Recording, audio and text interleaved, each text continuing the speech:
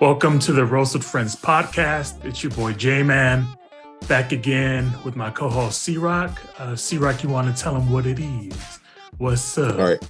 Sing that goddamn song again. All right, look, y'all. I'm tired of begging, but I guess I gotta do it again, man. Like and subscribe, please, y'all.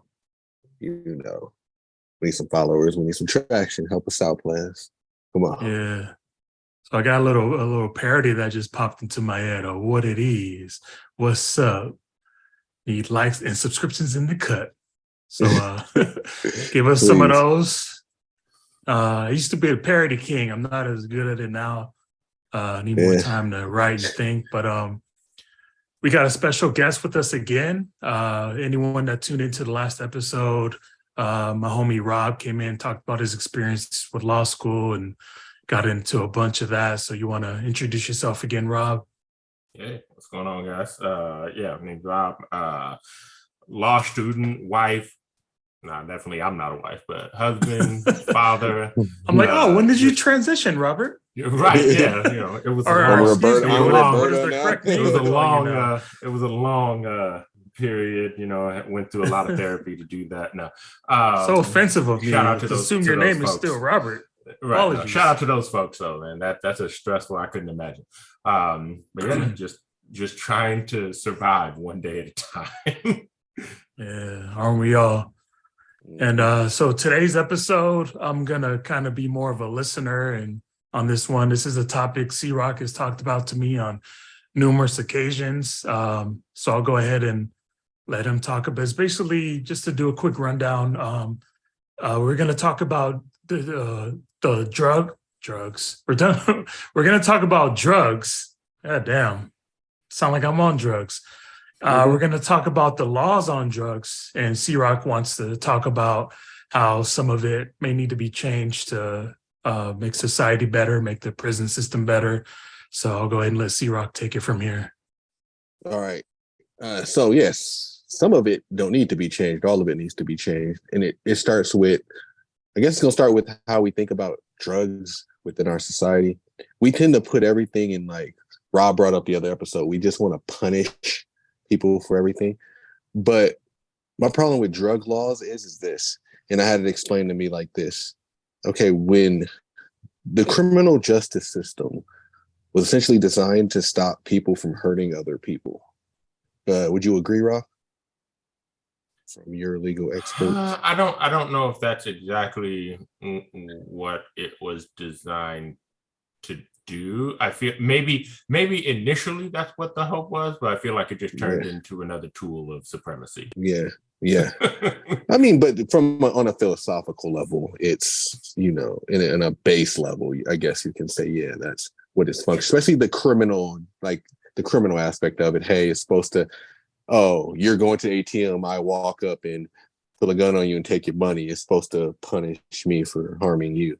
But when the problem with drugs is when you arrest somebody for using drugs, you're kind of punishing them for harming themselves. And you're not helping society. You're sort of legislating morality. You're saying, hey, I don't think you should do this because I don't like it. And you should be punished for it. And that's just, like, for lack of a better term, not cool. And second of all, you waste a lot of taxpayer money on doing it. And it's completely ineffective at stopping people with who use drugs, not sell drugs illegally. People who use drugs are addicts. And throwing them in jail ain't gonna help them not be addicted to cocaine or meth or whatever. It's going to exacerbate the problem because, one, you're going to put them in a worse environment that they might even come out a criminal. They might have went in as a not being a criminal, and they might come out as being a criminal and an addict. And so it's there's a lot of problems. I don't want to get deep into that, but I think that's what this episode is about, player. I don't want to get too deep into deep. Oh, all right. I was gonna say a going deep joke, but We But can I'm all gonna say hear it in that, our head. He yeah, lost it you on already over. know. But so that's the original problem. Um, is it doesn't work, and it's used against Black people really heavily. In fact, I should have gotten the exact statistics, but the majority of people who, even just the majority of people, I haven't looked at the updated statistics, but the majority of people that are in jail right now are in there for drug usage or drug crimes, you Mhm. know? So, and it's disproportionately used against black people.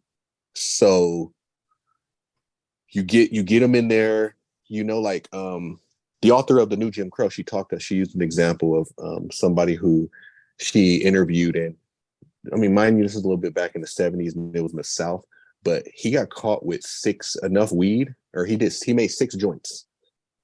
He had 6 joints on him. He got 6 years in prison and a felony. And he still to this day can't Yeah, vote. He still can't. It's just like that dude got 6 years for 6 joints, bro. That's ridiculous. Like 6 years that's of awful. taxpayer What the money, fuck? 6 years of his freedom taken away. So it's really dangerous and it really needs to be overhauled. And I think it's a problem that just really, because it disproportionately affects our community, doesn't get brought up enough. And I want to pass it to Rob a little bit since he's our relative expert that we got right now, and just ask, hey Rob, what do you think about how we handle drugs within our criminal justice system? I mean, you're not going to get any argument from me saying that the way we do things is right. It is a terrible system that wastes a ton of money and produces negative outcomes.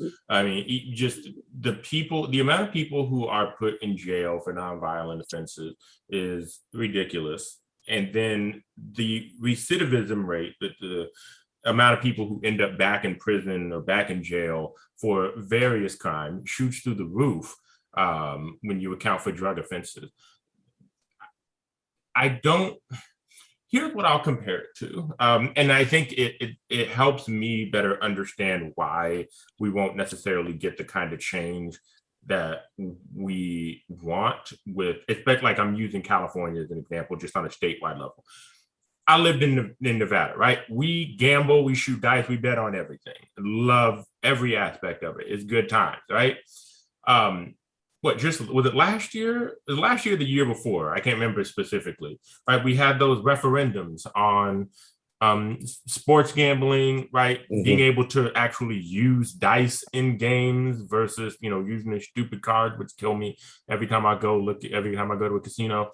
And the amount of propaganda that was against sports betting was off the chain. Like, it was unbelievable because the people who were against these props were putting out these ads that were saying, your kid is going to be able to get his phone and he's going to be able to gamble every single thing that he's ever owned.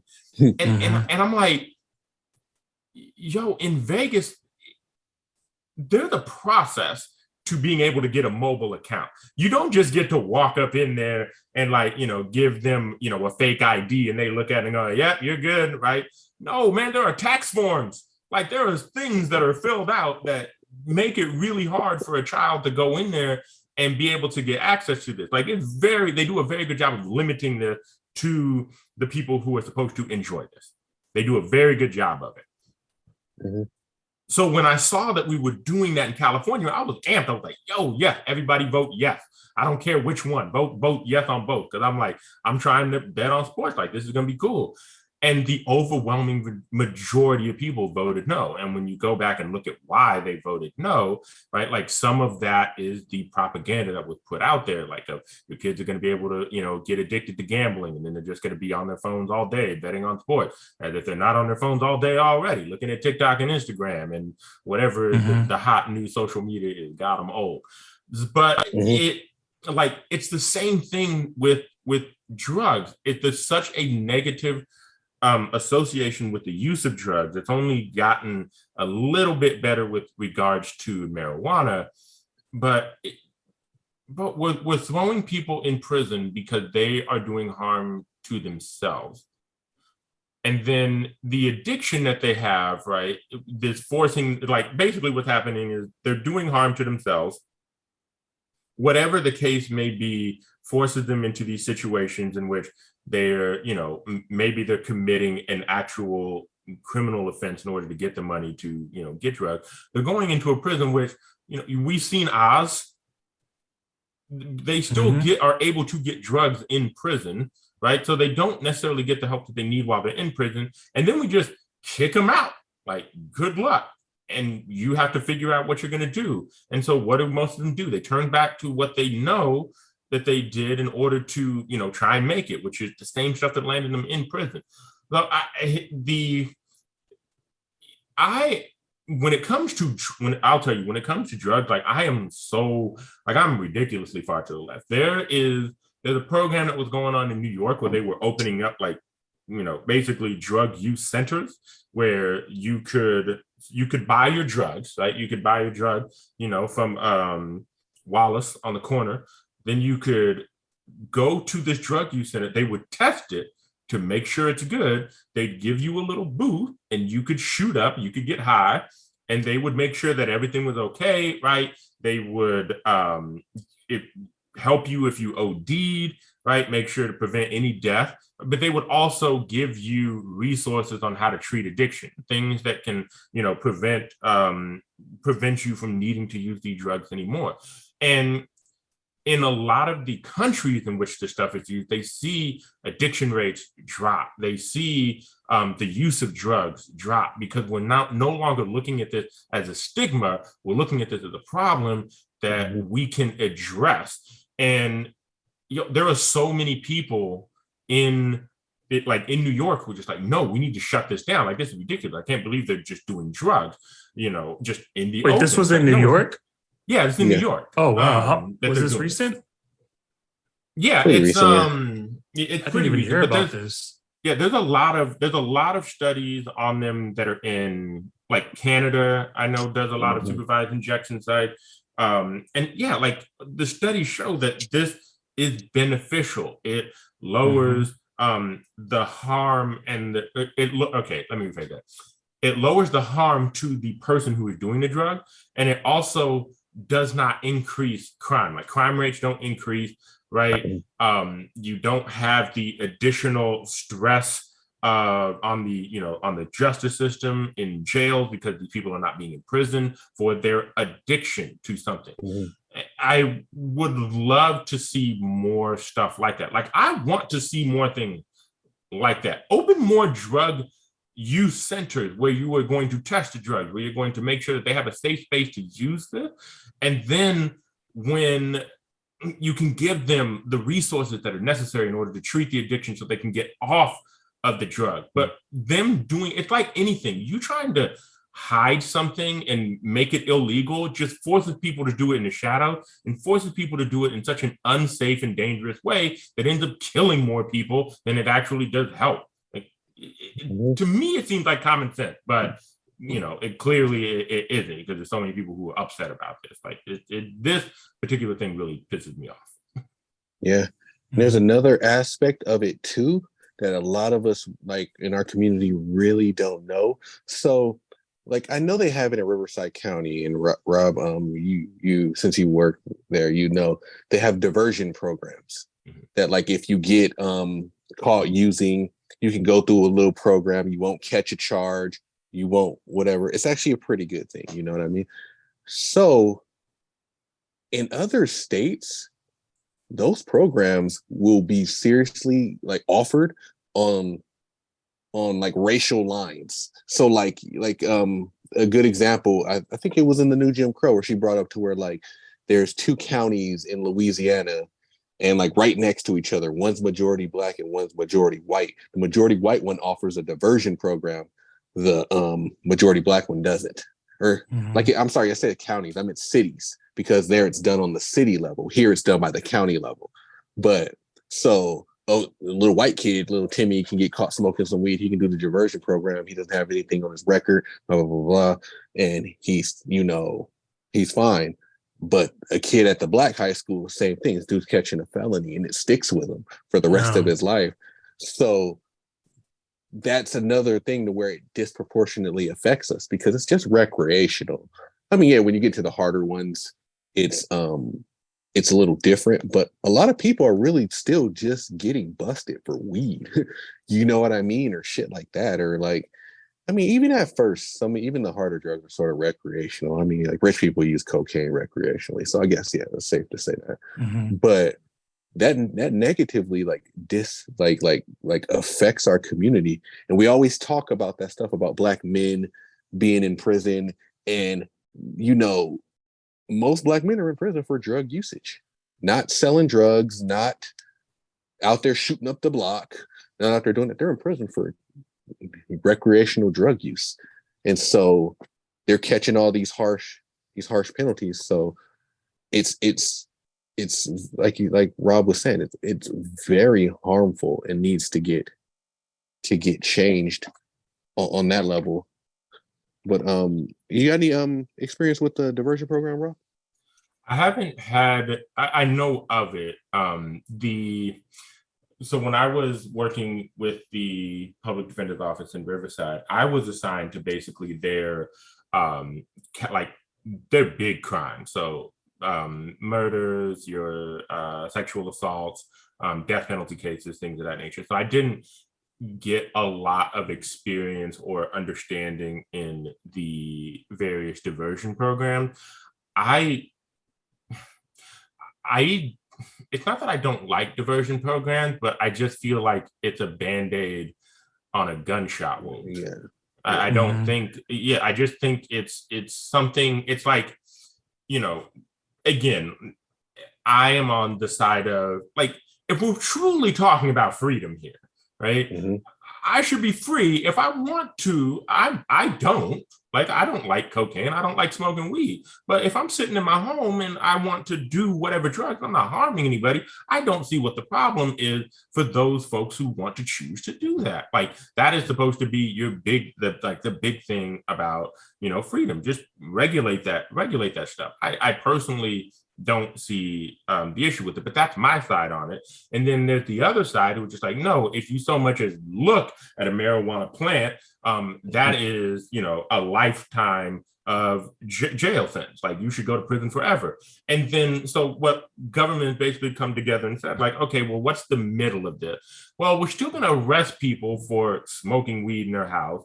But we'll also offer these diversion programs that they can, you know, do. And as you said, they're heavily racially biased, where, you know, if you are, you know, a Black person or a Hispanic person, you're more likely to not get the diversion than you would be if you were white. Even if you were to get the diversion, right? If you're an adult or something like that, those are still things that are going to pop up on your record when you're trying to apply for a job, when you're trying to, you know, go to school, when you're trying to get financial aid, et cetera, right? So it's still going to have a negative impact on your life.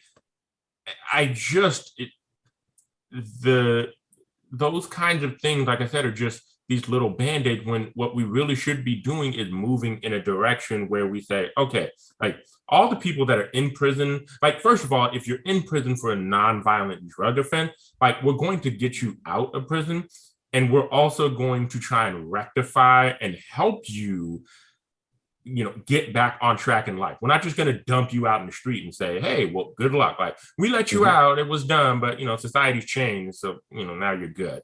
We're going to get you on the right path. And to be fair, I don't care how much money that costs either. Let's take some of this money from this bloated military budget and go to put it to actually helping people, right? So let's do things like that. Like, if you threw me and said, hey, you have the ability to change, you know, like, drug use or like drug conviction, basically laws around drugs in this country.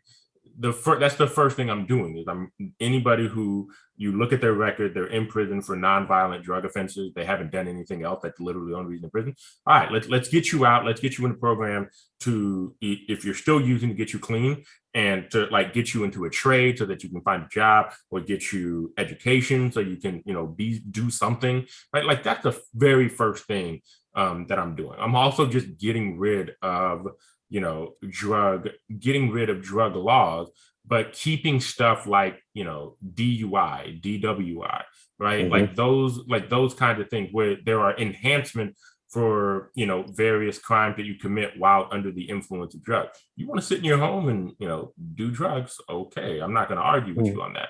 But if you do drugs and then you go out in the street and you hurt somebody, you rob somebody, whatever, yeah, there's going to be some heightened you know, sentencing for stuff like that. Like those are the kinds of things that I would do. But just, I know I'm kind of going off, but just going back to that. Oh, you good. Great points. Just going back to like the situation with the gambling, right? The first thing that you have to do is really get into people's heads that you, like, the people who are doing drugs in their own homes, and the people who are you know, like suffering from addiction, like they're not criminals, they're people who need help. And we as a society should be doing what we can do to help these people. And until we get to that point, I find the other things that we're trying to do like just really difficult, because you're just fighting a wall of, you know, no, they, you know, they made their choices, so that's their fault. Like, well, did they? Like, come on, man. Like, let's have some compassion, some empathy. Yeah. How much did that choice cost them? You know what I mean? And like, that's where, like, I always speak about we as a people need to do politics. And a lot of people don't understand what that means. They think politics is just voting. It's like, no, politics is, we got the referendum, we got the recall here in California. I mean, that's how you get stuff on the books that you want. Politics is about organizing, getting to the people and saying, hey, this is why this is important for you to understand. You know what I mean? It's long and it's tedious, but it isn't just, you know, getting out there. Like, yeah, there's other, you know, people, because when people think of politics, they think of only the social issues or the hot button ones, you know? And I'm like, no, dude, it's deeper than that. You know, like, these laws exist because we just don't do anything about it. And there's other things too, like, you know, you brought up, like, how many, like, drugs are used to violate our rights on so many levels, and we don't even really think about it, and we normalize it. Like, we've probably, I know I've have, but it's a solid chance that, you know, a lot of us have gotten searched, like our cars searched, because the cop says, hey, I smell weed. I've had that happen to me twice. I'll smoke weed one time in my life when I was 16. And I've been searched at least 2 to 3 times because the officer just, oh, I smell weed. And then now, because he said he smells weed, he can now search my vehicle, my private property. And that's completely legal. And it's like, dude, they just circumvented your protection of the Constitution by just merely saying, I smell weed or something. You know what I mean? So it really, like, it really is problematic in a lot of ways, the way we think about it.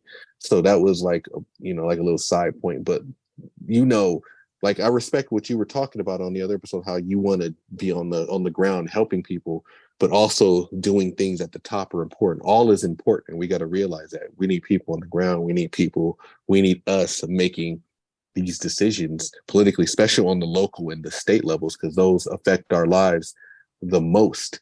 And drugs affect Black people a lot the most because we're targeted because of it, you know? Like, and that didn't start historically, that didn't start till after Jim Crow ended, you know, just like how it's, you know, I don't want to get too deep down, like, you know, it's not even a conspiracy. I don't consider myself a conspiracy theorist. Like, the prison population in America didn't turn a majority Black till like the 70s. And it's not like we just decided to start doing more crimes. It's because of what Nixon did with, you know, he demonized us, and they used, instead of Jim Crow laws, they now use drug laws to massively incarcerate and control Black people. And we gotta fight against that, you know, like, stop looking at drug users as criminals, and you look at them as addicts who need help. And we really gotta have that like understanding in our society. That's why, like, I really want to bring it up, because, like, you know, I'm like this too. Like I said, like, I'm a lefty, Rob. Like, I don't know, like, if you haven't listened to the podcast yet, but I'm a flat out fucking lefty. I'll say it. Like, I'm left, not just economically, I'm left socially, and all that. But, like, there's a lot of things too. Like we can bring up prostitution, we can bring up all that. That shit shouldn't be illegal. You know what I mean? And by making it illegal, we're making it worse. And another thing is too, like we're making crime worse. Like you want to complain about the cartels. What are the cartels selling? Illegal drugs. They're not over here selling goddamn beer and Hennessy and shit. Like they're over here selling. You got cocaine. a tequila contract with the cartel. They're not doing any of that bullshit. So, if you were to make it legal, you cut off their main funding is drugs, and you cut that shit off because now, there's no money in legal shit. You know what I mean? If it was, the cartels would be selling legal shit. You know what I mean? Like they'd be selling iPhones and shit. You know what I mean? Like people don't get like that piece of it, right? Like we had talked about it in the last episode. The system is so much more about punishment. This goes to just a deeper, misconception of just like America in general, right?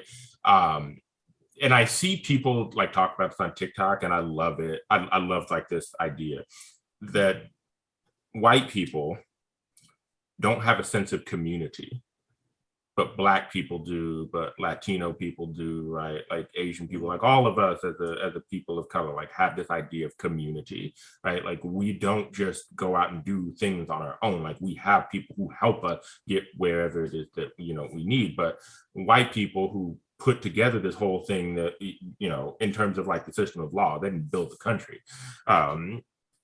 But in terms of the people who put together the system of laws, do so on such an individual level because there's this belief that, you as an individual are responsible for every single thing that happens in your life. And I have had so many arguments with people talking about, okay, so everything that has happened in your life from the beginning of time was your responsibility. You as a baby being born to whomever parent, maybe your parents are crack addicts, that was your fault.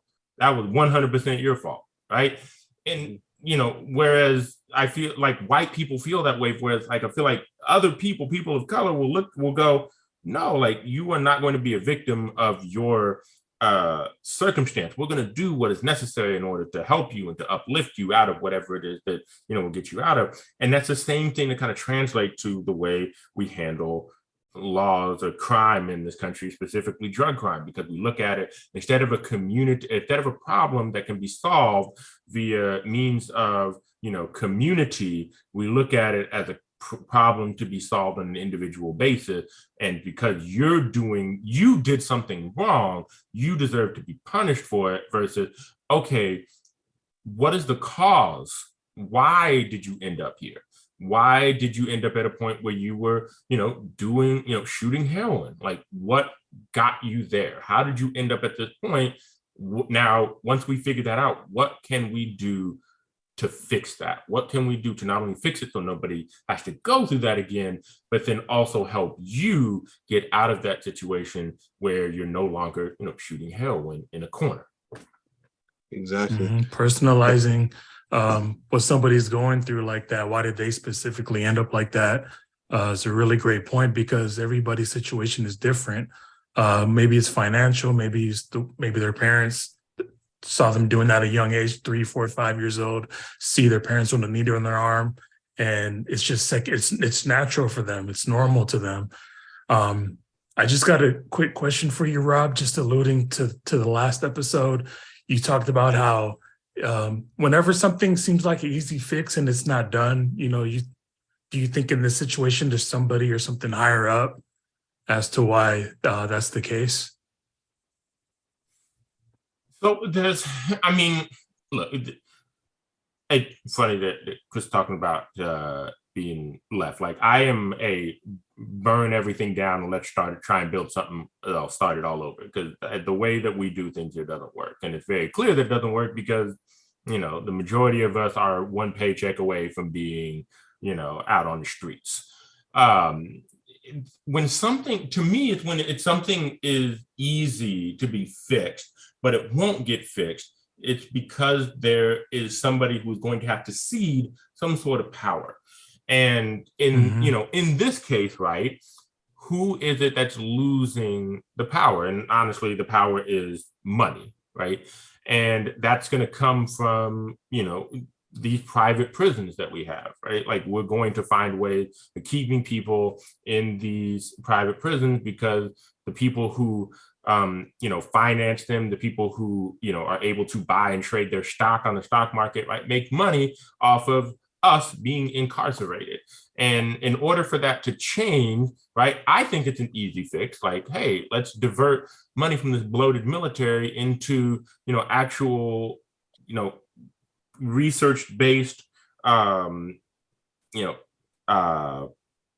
things that will fix the problem. But then that means that the capitalists, like the people who are making money off of our back, won't be able to make that money anymore. Now they're going to fight against that in order to prevent that to happen. The thing is, they already got way more money than we do. So there's basically a war of attrition at that point. Like, they're going to be able to fight until we have nothing left, and they're just going to be good with it. But I think that's kind of where I draw the line, or think about this particular process here. It's frustrating. It's ungodly frustrating because, like you said, I think these are easy fixes. I think it's an easy fix because I care about people.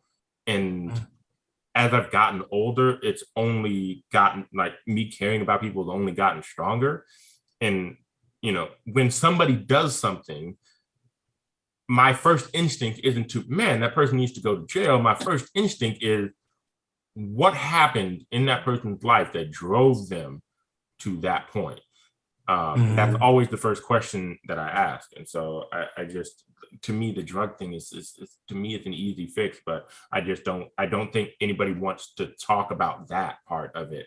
The societal impacts that, America just has had on us as a whole, like just capitalism, right? Consumption, consumerism, like those things that have had this kind of negative impact on us as a society. Like, people don't want to talk about that because then that becomes the introspection. That is the difficult part of, okay, wow, maybe I didn't make it to where I am because I worked hard. Like, I'll tell you right now, I'm not here because I worked hard. I did do that, but I also haven't worked a paying job in 2 years. I haven't worked a job that paid me. That's because my wife is able to work. I have a support system here because my mom sends me money. Yeah, I'm almost 40. My mom's still sending me money. Yes, because we help each other out here, man. And this should be for the same thing for this thing, for drugs. Like, you see somebody who's having a problem, it shouldn't be, let's lock him up. It should be, yo, how do we help you? Like, how do I get you out of that position? Are there going to be people that, because here's the counter I always get to this is, well, these people don't want to be helped. Really? Every single one of these drug addicts who are in prison don't want to be helped? You mean to tell me that every single one of them don't want to be helped? I'm sure there are a couple who will be like, you do whatever that you ask them to do, and they'll be on the street the next day, looking to score, they'll do that. Yeah. But I bet the majority of them won't. And I'm willing to put that out there. I'd much rather put my money into something like that, even if a couple of people don't, even if it's not 100% success. I'd much rather put my money into that than put my money into bombing brown children in another country that I'll never visit. Exactly. Great Hey, points. you guys, my level's still good. I had to switch headphones. Yeah, you good. I don't like using these headphones. They sound like shit, but my phone was dying, so I had to unplug it. But you hit on so much when you were talking, dude. It's like, damn, I don't know where to start. It's just, I tend to do that. No, it's just so much because it's like, yeah, it's so easy, but it's not so easy because, I was just watching a YouTube video about this, and it's like Martin Luther King said, the biggest stepping stone for progress in this society is the white moderate. It's like they stand in the way of so much social change because of the way they see things, and they think, society has to sort of be that way. But it's why we can't get proper legislation on drugs, because just like you said, everybody feels like it's a personal choice instead of a societal problem and stuff like that. And you you also brought up, just how much it's costing us as a society. And it's just I get to this conundrum because it's just like I always start talking to people, but then it just like, damn, then it just gets to the point to where it's just like damn, dude, I don't feel like we can do anything about it sometimes because we can't fix those people. But I do feel like another YouTuber I listened to, she explained it like this. She was just like, you brought up how people don't want to cede power. Yeah, they're never going to want to give it up. You take it. Nobody's ever given up power willingly. You either take it from them or they keep it. And our power as Black people is together. What my fate is your fate. That's something I had to realize. I learned that in my pre-law program.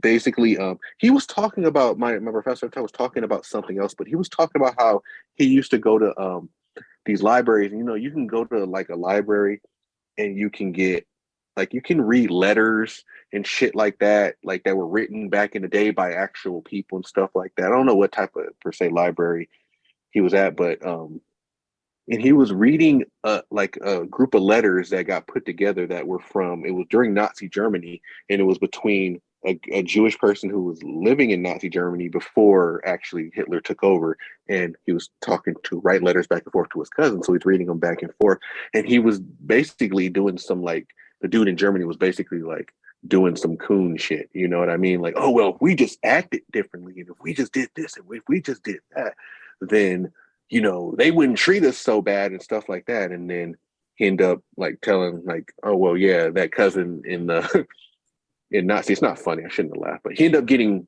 killed by the Nazis. So all that talk was kind of bullshit. And I remember thinking damn, he did all that coon shit and they still just killed him. And it just goes to show it's not about how you act. But I realized in that moment, you don't individualize your problems. My fate is your fate. Whatever is going to happen to Black people in this country is going to happen to me. And, the YouTuber, she explained it like this. She was like, we too often try to act like white people and the way we handle things, but that's like a tuna trying to swim with a shark. A tuna might weigh the same as a shark and be as big as a shark, but it's not a shark. A shark survives on its own. Tuna survives as a group, and they function in their strength is in the group. And what happens to a tuna that does try to swim with sharks? It's gonna get eaten. You know what I mean? So, so we got to understand that, hey, dude, they're not gonna just cede power. We have to come together, and we have to do the work that we have to do. Because just like you brought up, what happened on the national holiday, August 5th, the new national holiday. Somebody somebody called it. What they call it? Happy Fadesgiving. Fadesgiving. Fadesgiving. I didn't hear that, man. I'm so glad I heard that on the podcast. God damn. That nigga swam across the fucking lake to go beat ass. Yeah. Never in my life have I ever seen a nigga swim to go beat ass. Those two things are always separated from each other. Who swims to beat ass? He didn't care about his J's or nothing. What a fucking legend. He needs to go fund me. I'll send that nigga $100. Go get you some new J's, young man. Young king. But our strength is together. And when we fight, we win. And that's what that's what's really the frustrating part. It's just being Black, sometimes I feel like it's like being on the 2001 Lakers, but none of them want to practice or fucking do anything or just eat. Nobody want to do the fundamentals. And just right. The talent is there. We just got to get the proper understanding. But just going back to the original point,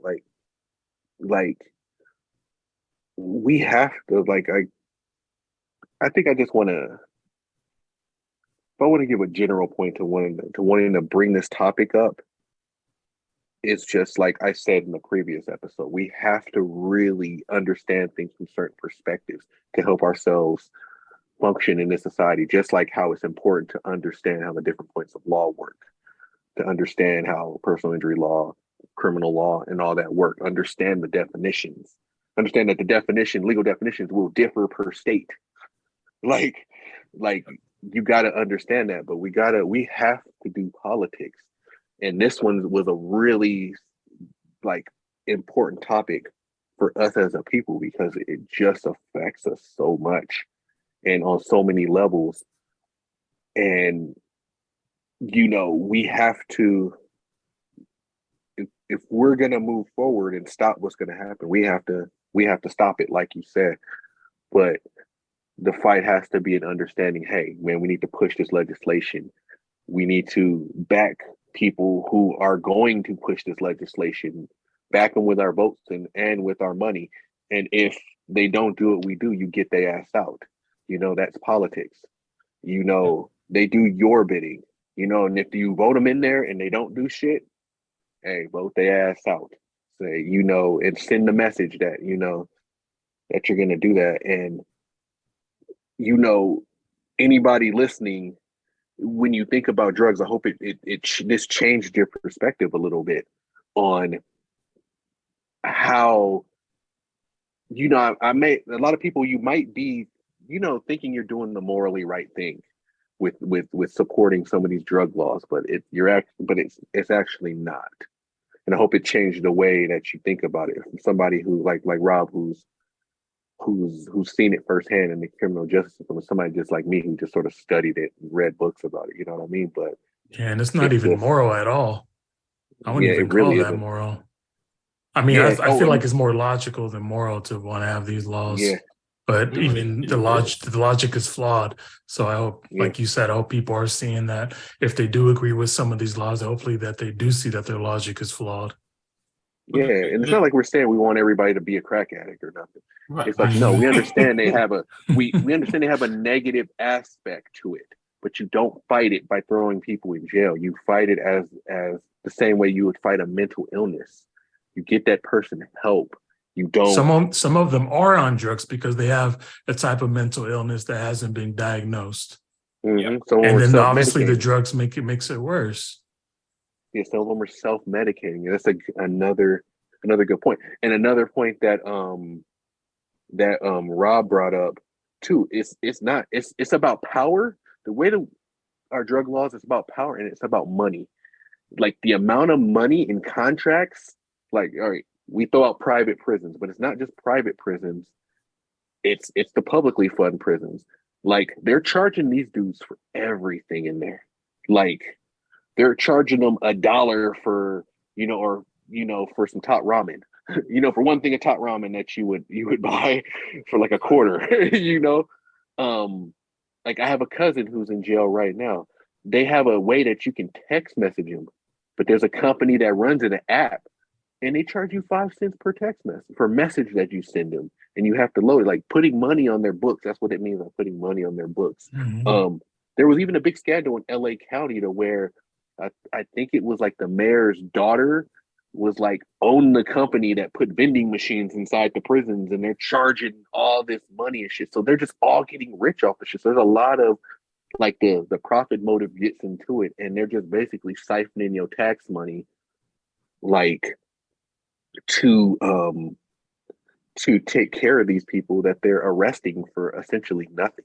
You know what I mean? They're creating a problem and then selling us the solution, and we're paying for it and to fill up these prisons with it. So it's not just, and the power aspect comes into, they use this to fearmonger. They use this to also control white people and say, oh yeah, well, what you want to let out? We're gonna let out these scary Negroes, like look, we're like the propaganda, how he was talking about the propaganda with the gambling. It's the same thing with drugs. It's been so effective. They've been doing it for the past 50 years. It's so effective. They just use, oh, look at it, like going back to the first George W. Bush, he used this case of this Willie Horton dude to scare white voters to voting for him. You know what I mean? And like, So it's just like I said, like I will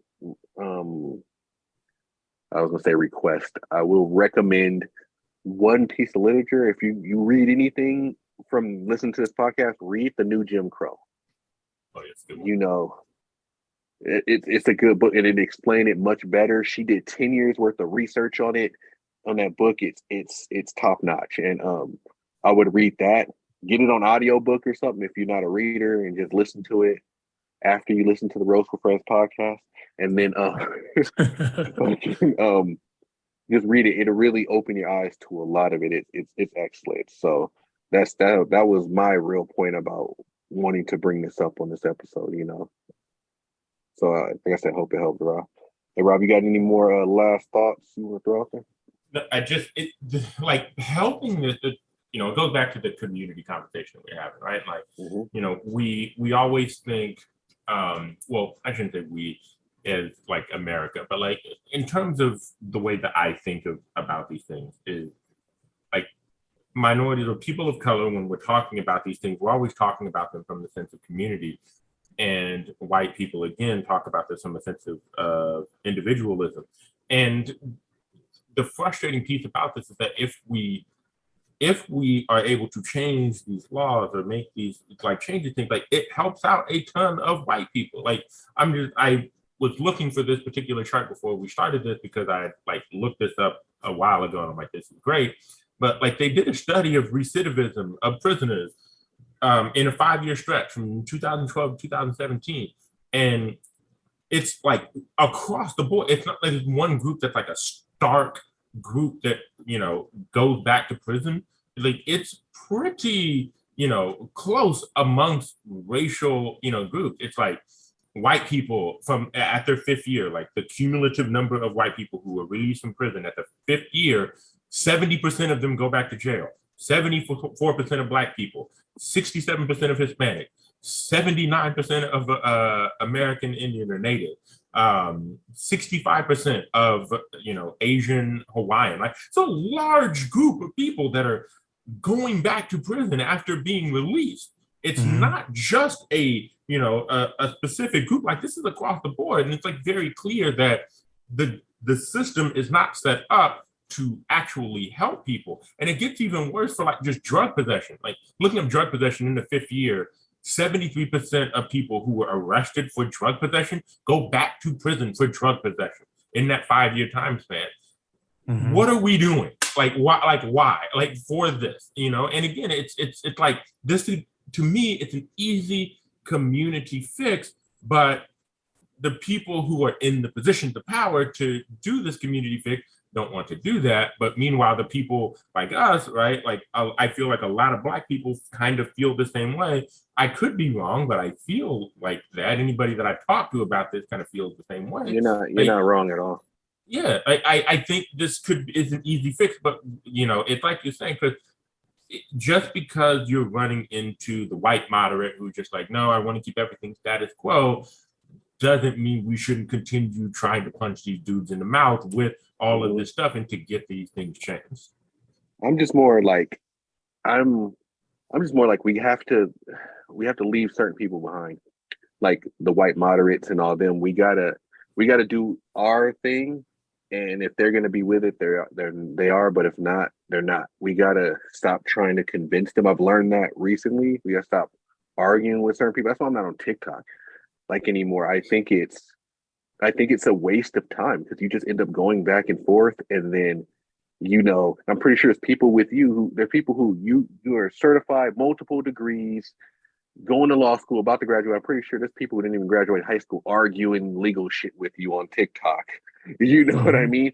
And it's just a waste of time. It's like on some level, like why should you or me or anybody continue to argue with these people? We gotta get moving, man. We in the 4th quarter of the game playing. We gotta get going. We can't argue with this bench player no more. Player sorry, you know what I mean? So I just think, we have to sort of like just leave it behind. Some people, like, they know that this system disproportionately affects black people, right, and they like it. and they like Right, it that right. way. And we Yep. have to come to that realization that, yeah, they're like, oh yeah, I love it. And they know that, you know, fucking these drug addicts might not be bad people, but it makes them feel good on some level to see them like that, because it makes them, oh, well, you know, I'm not. And we Yeah. have to just just say, hey man, you know, fuck dude, you're not on the team. And we gotta let them go. And we gotta do our thing. That's like, you know, where I'm at with it. You know what I mean? Because it's just like, that's why conservatives win a lot. Like, just to be honest, that's one thing. They don't try to convince white moderates. They win despite them. Like, you know, they said, nah, okay, if you ain't gonna be on the team, we gonna find another way to win. And they win because, you know, I can at least give them that. They're evil, but fuck, they know how to win. You know what I mean? Because they see politics as what it is. They see politics as power. They see politics as, you know, the white moderate sees politics as, oh, we gotta debate and convince new minds and stuff like that. It's just like, nah, some people don't want to be convinced, bro. You know, like, and we just have to, we gotta reach the people who want to be convinced, and everybody else, you gotta just say, hey, forget it, you know, like, Yeah. all right, bro. you can, you know, you do like the teacher did in high school with the person who didn't want to do his work. Eventually, you got to just say, man, dumb Jimmy sit in the back of the classroom, and I got to teach the people who want to learn. You got to, you know, I just think we got to do the same thing. And I do think there's a lot of people who will want to be convinced.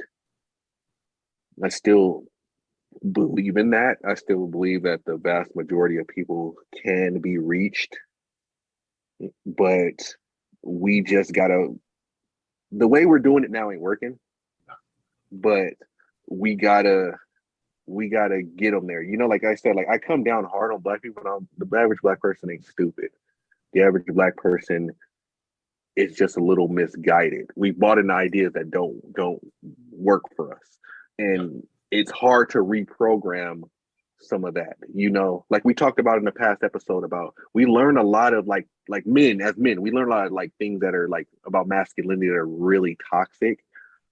And then it takes a while to deprogram that, or we don't even know it's wrong. And it's just like, dude, I'm still in my 40s, still relearning. You know what I mean? And we got to give other people the same sort of grace, you know, to change. We got to give them the room to change. And change takes a long time. Change is slow, but we got to give them the room, and you got to give them the information slowly at a time when they're ready to accept it, you know? Because my whole thing when I first started doing JayMan know this, like when I'd be on Facebook just posting shit and throwing it at people, and I was just annoying them. It's like sometimes you can convince people.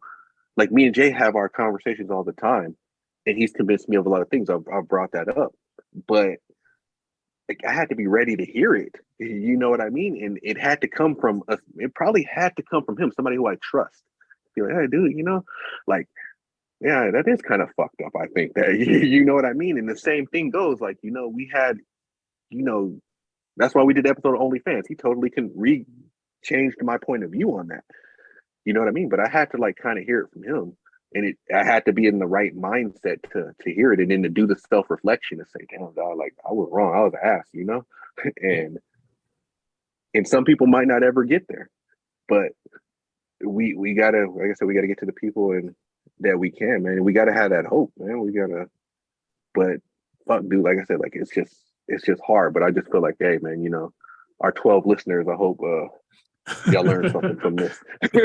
Oh, hey, no, I'm hoping one day to have more than 12, but you know what I mean? Like I hope everybody learned something from what we're talking about, and hopefully can rethink their way through it and get on board for the change, you know, that needs to come in our society. Absolutely. You know what I mean? Mm-hmm. But great points. But yeah, man, that was why I wanted to bring that up in an episode, because it was like, you know, it gets real deep, and everything applied like that I just said about drugs applies to prostitution. Just X out drugs, prostitution. I think that should be legal, not because, you know, I said I want to go pick up a prostitute or nothing. I just don't think. I think it's, if you know, male or females, if you know, she needed her light bill paid, and the neighbor was like, I'll pay your light bill, you let me hit that from the back. And she's just like, all right. Like, why should we take her to jail for that? You know what I mean? Like, take any of them to jail for that. You know what I mean? And it'd be a lot more healthier relationships and marriages if prostitution was legal. Some people are married just because they have unlimited access to sex. That's the only reason they got married. They don't even like the bitch. She doesn't bring anything to the table. She don't even suck dick right. But he gets to hit that whenever he wants. So he married her. If prostitution was legal, he wouldn't have to marry her, and maybe he'd be in a healthy marriage. Yeah, I was in one of my classes and they brought this up and they were just like, the instances of actually child molestation and rape actually in places where prostitution is legal. Like you can bring up like Thailand, or I know the statistics might not be all that accurate, but they're accurate enough. But like places where it is legal, it actually drops. Because you gotta think about it. Most rapes happen on dates. Or in a dating situation. Yeah. When we think of rape, insane.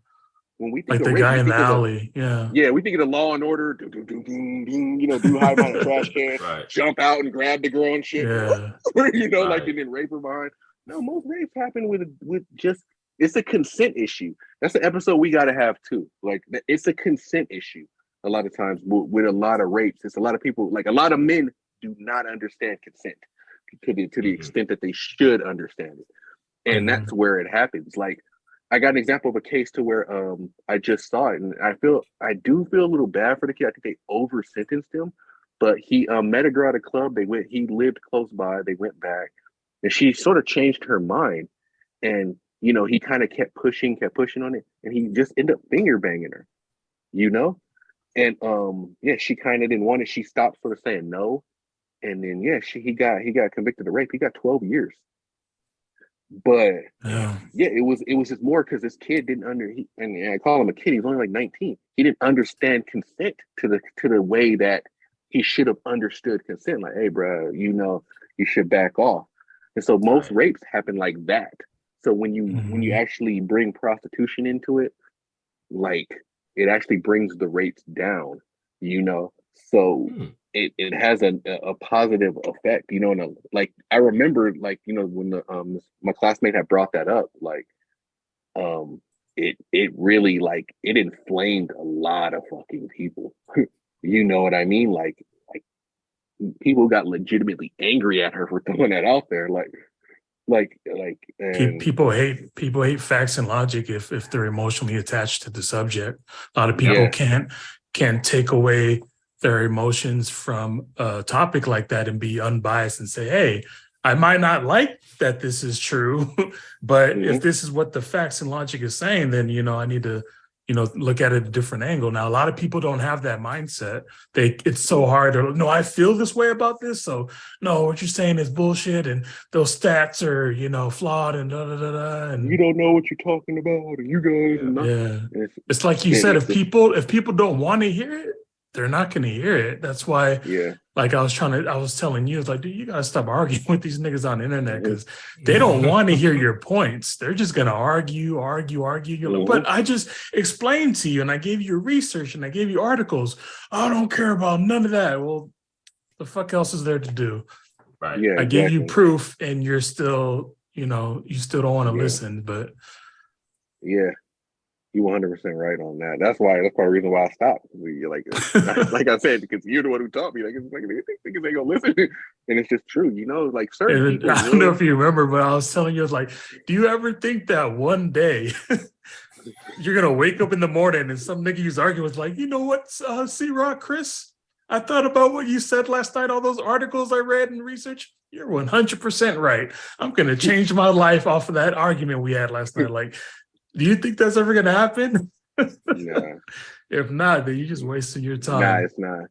And the point is, and here's another like good side point.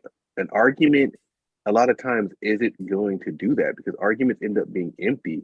And the winner of an argument isn't per se the person who's correct. It's just the person with the better rhetoric. So a lot of times we shouldn't argue with people. We got to stop and we got to learn to have a conversation with them.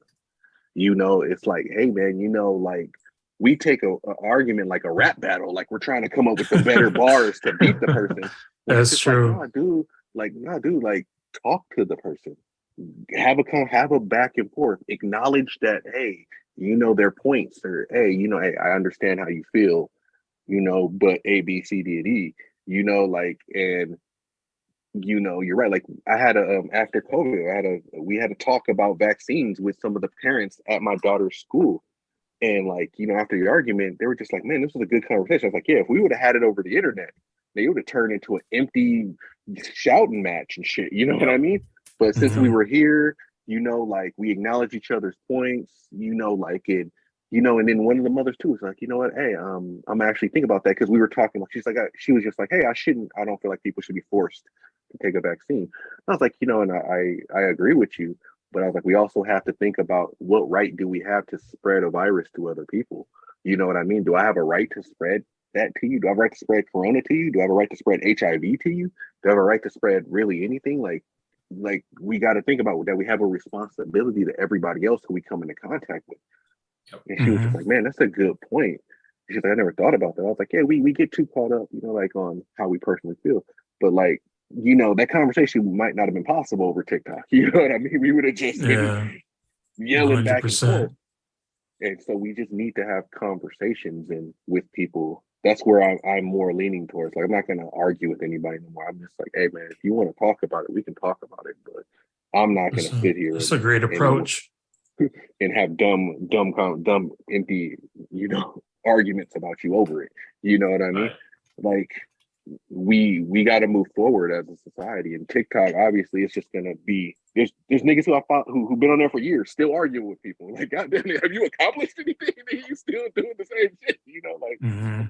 what is this doing? It's just wasting time on some level. So, but yeah, you know, I say we went off on a good tangent. But like I said, I'm just hoping somebody learns something because No, you that's know, perfectly fine. We're doing pretty good on time. So yeah. um, if either one of you guys have any final points or something you wanted to bring up regarding the drug laws, you know, go ahead. We got time. Yeah, I've been bumping I my got gums for nothing. a long time. Go ahead, Rob. I got nothing. I got nothing. I got Yeah, nothing. dude. I think Said his we I piece. brought up just yeah. so much in this, and like I just really hope, man. Like I get hopeful when when like we have these good episodes like this, man. That just somebody learns something, man, and just maybe we can touch that one person who might change the world, bro. You never know. Mhm. You know, like Yeah. maybe it could have started with this podcast, or you know, or something, or whatever conversation, man, where we can Butterfly change effect, could man. It's come. possible. Yeah, Yeah. change could come, man. Because we just got to be in the right mind frame, man. We just got to understand we got to grow, and hopefully, man. That's why I went to school, man. Like I remember being so idealistic. You know, when you Rob, you already know when you start your undergrad shit like that, and you're so like you start learning this shit, and then it's just like, man, and then you get out to the real world and you realize, oh, it's just gonna be much.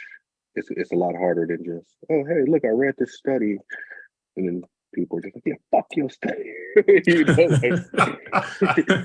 Buy another one, you rich motherfucker. Motherfucker, Right. you know, you elite motherfucker. You went to college now. You think you're smarter than me? Like I know, you know, like people like you know, like come at me like that. It's like nah, player, I'm not Mhm. saying that. I'm just, Right. For sure.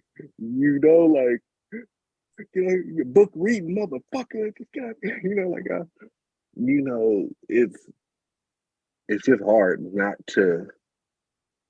That's something I had to learn too. It's hard to sort of not to teach somebody something, but not insult their I guess maybe I'm using a bad word, but ego, or get like, you know, a lot of people get a little insecure about it, you know, because they might not be as well read and they might think you're talking down to them or something. Have you And heard of the sandwich technique when talking to people like that?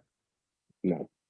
The sandwich technique is like, well, I use the drugs as an example. Like you basically post like, hey, like I think these drug laws should be changed for these reasons. And then somebody comes in and says, hell no, like I don't want people that are nonviolent to be out in prison because, you know, they're going to do drugs and, you know, come rob me and my family. then you start off by giving them, talking about what he says, like, okay, I understand, like you're worried about him hurting you and your family. And then that's like the bread. So you start off, empathizing with him, and like you're right, I wouldn't want somebody, hurting my family either. Then you go to the facts. This is you don't say it rudely, but you say like, this is a non-violent drug addict, and the chances of him hurting you and your family or anybody's family are very slim to none. And then the sandwich, you bring it back a compliment, or say something. Then you bring it back to him and say something like, but yeah, I can understand, in your community, and you have every right to feel that way. So it's kind of like you give them a compliment on both ends, and you hit them with the facts in the middle, and they're a lot more likely to listen to whatever you're saying. That was probably a bad example, but just to, explain what the sandwich technique is. That example was pretty good. Okay. No. Yeah, I get you. Yeah, like I say, like I'm still learning. I just, I don't know. I made a lot of mistakes too. Like, and I was gonna get into like why the whole, like I made a lot of mistakes on social media. I think more of why I'm not on it is probably more of my fault than I wanted to admit it at first, and I had to just, hey, a lot of this shit, I was a dickhead to these people too. You know what I mean? Like, but. Mm-hmm. So a lot of it is a little bit of my fault about how maybe I delivered it, or maybe I wasn't doing as much as I could to check the way I was delivering it. You know what I mean? So you're spitting facts while being disrespectful.